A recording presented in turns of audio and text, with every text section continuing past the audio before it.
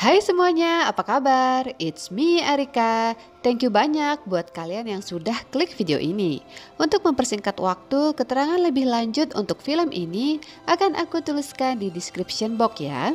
Hari ini aku akan membawakan film Korea lagi yang berjudul Tabloid Truth. Adegan memperlihatkan sebuah audisi yang dilakukan oleh Zeus Entertainment untuk mencari artis baru berbakat. Ini adalah Kim Kang-woo yang berperan sebagai manajer Woogon, salah seorang manajer artis di Zeus Entertainment. Dari saat pertama ia melihat Mi-jin yang diperankan oleh Gu Won-hee, ia mendapatkan chemistry yang sangat kuat bahwa Mi-jin akan menjadi artis yang besar suatu saat nanti. Selain berbakat, Mi-jin juga merupakan artis yang baik, polos dan pekerja keras. Suatu hari, atasan Woogon marah kepadanya karena bukan artis yang ia inginkan yang mendapatkan peran, melainkan Mi-jin. Akhirnya mereka berdebat dan Woogon dipecat dari Zeus Entertainment.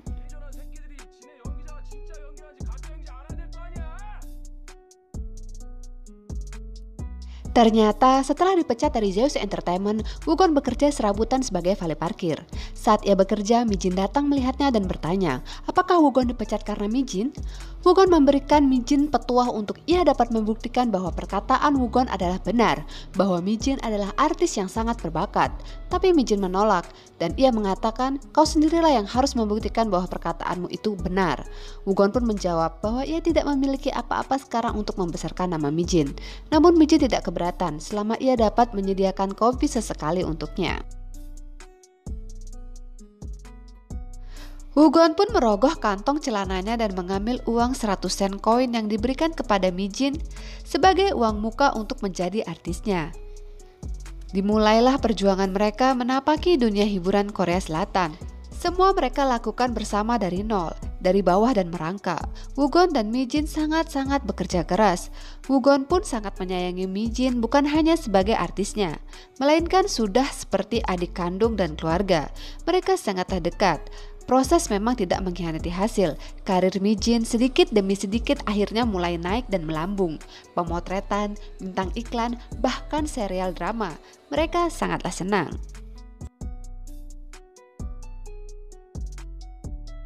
Namun di saat mereka baru saja merasakan kesenangan, tersiar kabar bahwa Mi-jin memiliki hubungan istimewa dengan salah seorang anggota dewan.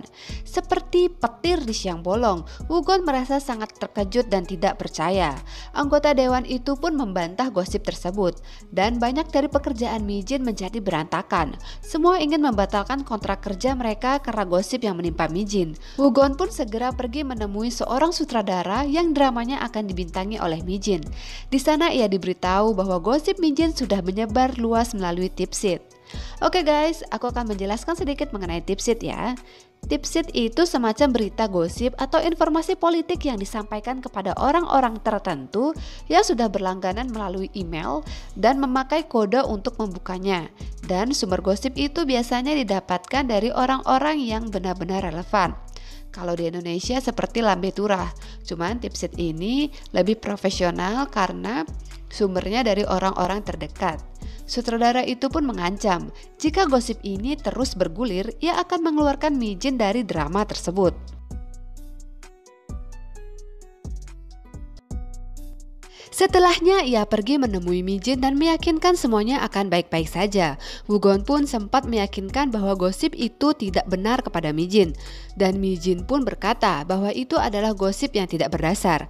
Mendengar itu Woogon pun merasa sangat bersyukur karena dia sangat yakin dan percaya Mi-jin tidak akan melakukan hal semacam itu. Keesokan harinya ketika Woogon berkunjung ke apartemen Mi-jin untuk mengecek keadaannya, ia mendapati kejadian yang tidak terduga. Mi-jin, ia ditemukan gantung diri di dalam kamar mandinya. Woogon merasa sangat sedih dan tidak percaya Mi-jin melakukan hal itu.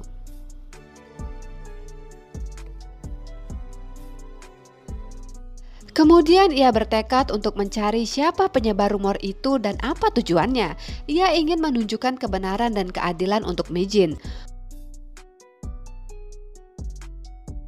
Wugon pun menemui salah satu teman dekatnya yang bekerja sebagai seorang jurnalis, yaitu Kim Nam-soo.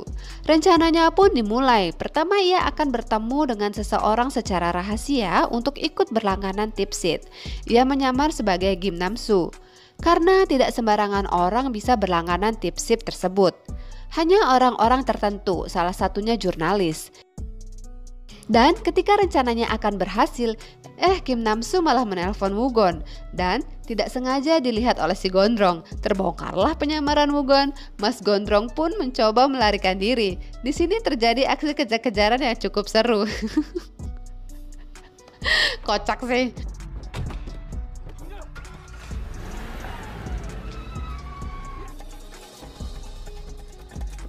Sampai akhirnya Wugon berhasil mengikuti Mas Gondrong sampai ke kantornya.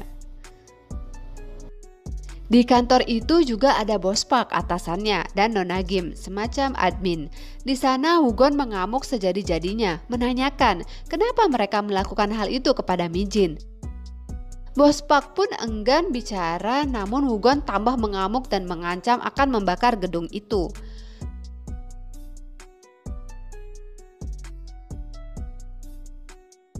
Tapi dengan bodohnya ia tidak sengaja mematahkan tongkat baseball yang rupanya satu-satunya senjatanya itu. Mas Gondrong pun berusaha melawan. Sampai tidak sengaja pahanya tertancap oleh patahan tongkat yang dipegang oleh Wugon. Aduh sumpah ngilu. Salah sedikit masa depan Mas Gondrong akan suram selamanya. Isram sumpah. Akhirnya Bos Park pun menyerah dan memberitahu di mana ia mendapatkan informasi tersebut.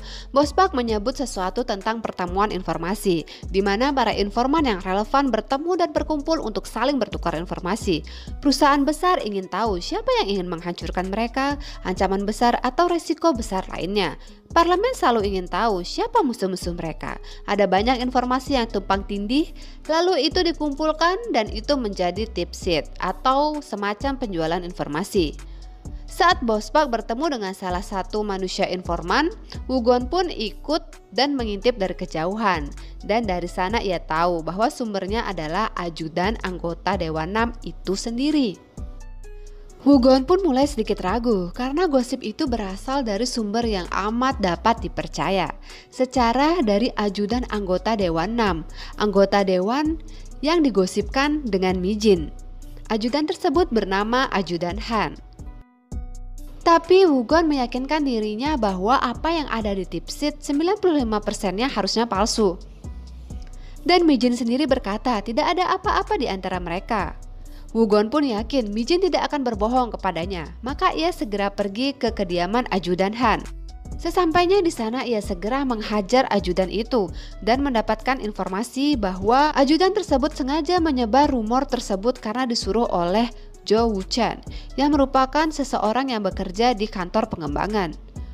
Wugon pun nampak tidak percaya, namun ajudan itu meyakinkan ia sengaja disuruh mengatakan gosip itu di pertemuan informasi ajudan. Maka tentunya orang lain akan langsung percaya karena informasi itu berasal dari ajudan anggota Dewan 6 sendiri. Dari ajudan itu pun ia mendapatkan nomor HP Jo Woo-chan. Setelah mendapatkan informasi tersebut, Wugon pun segera kabur dan menghubungi Jo Woo-chan untuk penyelidikannya lebih lanjut. Saat waktu pertemuan dengan Jo Woo-chan, Wugon malah diculik dan segera dimasukkan ke dalam mobilnya dan dicekik, sembari menanyakan apa yang diinginkan oleh Wugon. Seperti khawatir Wugon mengetahui sesuatu.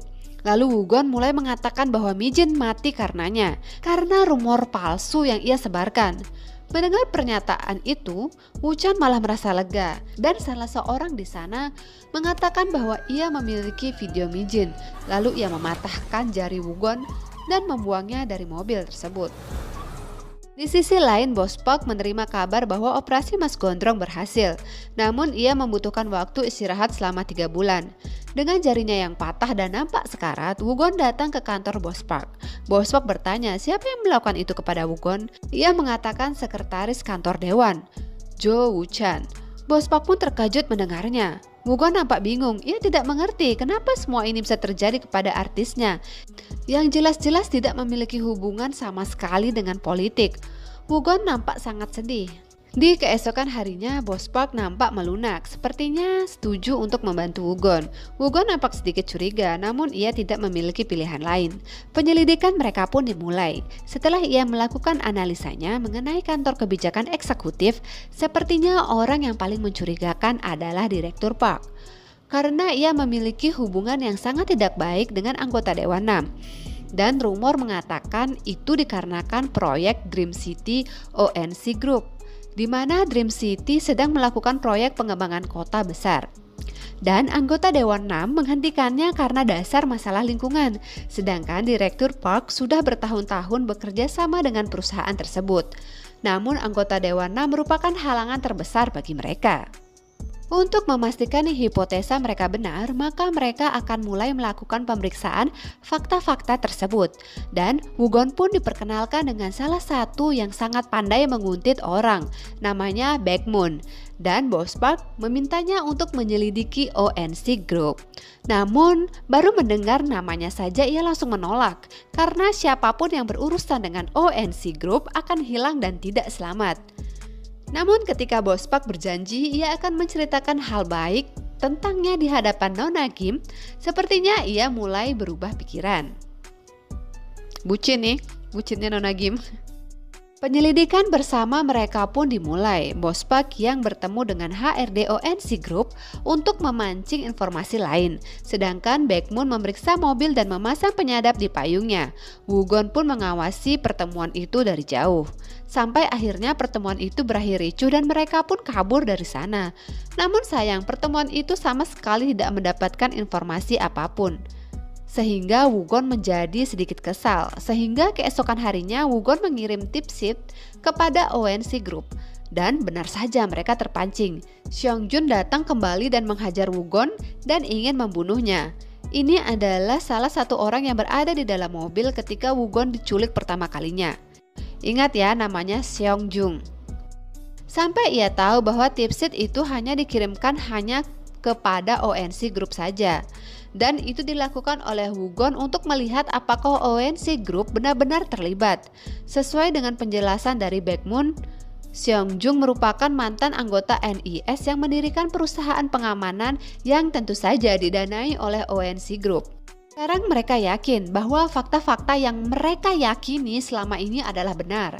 Tinggal mengumpulkan bukti-bukti untuk menyatakan mereka bersalah dan menyeretnya ke penjara. Bos Park berencana membuat penyamaran untuk Wugon agar bisa masuk ke dalam pertemuan informasi untuk mendapatkan informasi lebih dalam, serta mengumpulkan bukti pasti. Mulailah penyamaran dan penyelidikan Wugon di dalam komunitas itu. Dengan berbekal beberapa skandal artis dan informasi di bidang hiburan, ia pun dapat diterima dengan baik di komunitas itu.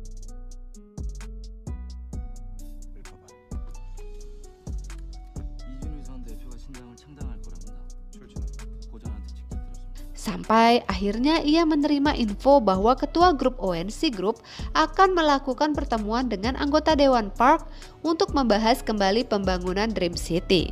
Dari perbincangan tersebut ternyata ONC Group juga sudah mengatur orang-orang yang bisa duduk di pemerintahan.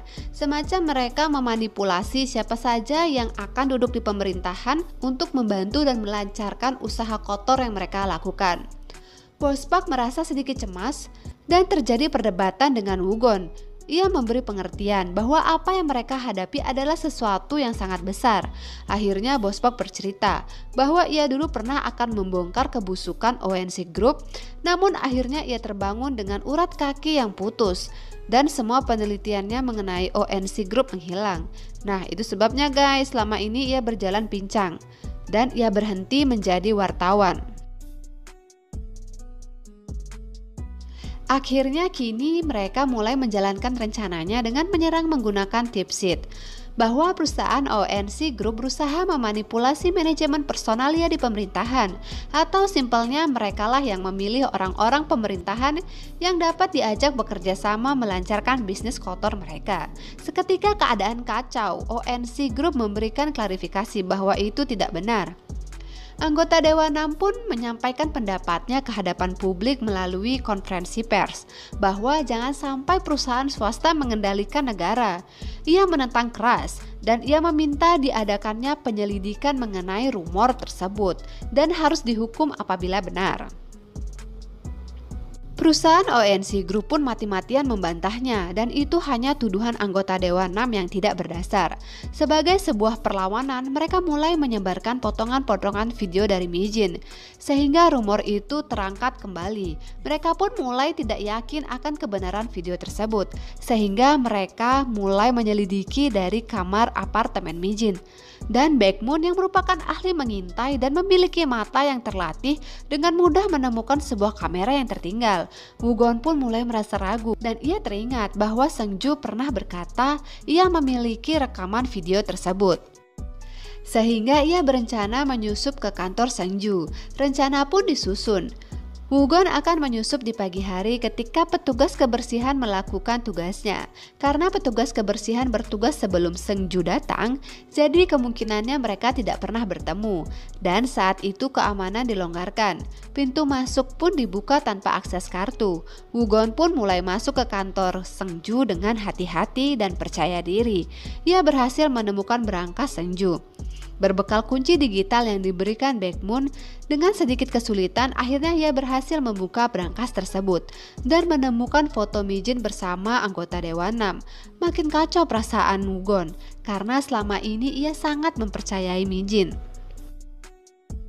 Untuk memastikannya, mereka sepakat untuk menonton video tersebut bersama.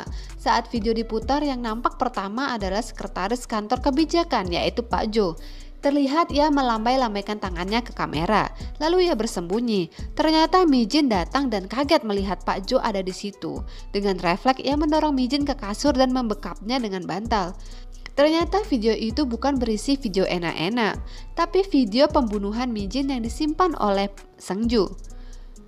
ONC Group pun segera bertindak dengan melacak telepon Woo-gon yang sedang berbicara dengan HRD ONC yang akan membuat penawaran dengannya. Gerak cepat Seung-ju segera menemukan lokasi mereka. Mereka terdesak, lalu segera menyembunyikan Baekmun beserta rekaman video tersebut. Karena selama ini mereka tidak pernah melihat Baekmun secara langsung dan tidak tahu ia terlibat. Mereka bertiga pun segera diseret ke gedung kosong. Woo-gon dihajar habis-habisan. Baekmun pun segera bertindak dengan mengirimkan tipsheet kepada para member dengan dilengkapi password. Seketika semua member penasaran dan sibuk ingin membuka tipsheet tersebut. Yang tanpa mereka sadari, Baekmun malah menyebarkan video itu di YouTube yang dengan bebasnya dapat ditonton oleh semua orang. Kelompok mereka pun menjadi geger dan panik. Semuanya kacau untuk mereka. Video sudah menyebar. Kejaksaan akan melakukan penyelidikan dan berita pun sudah akan disiarkan di televisi. Baekmun dan polisi berhasil menemukan lokasi mereka dari GPS yang ia pasang di HP Nonagim. Sungguh bucin dan penguntit sejati. Satu persatu mereka pun mulai ditangkap. Lalu anggota Dewan 6 pun melakukan konferensi pers untuk sebuah pengakuan.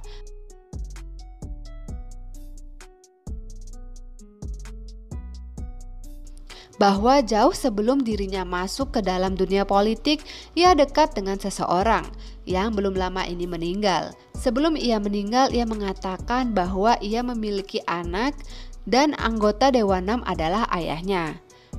Anak tersebut bernama Choi Mijin dan tamat.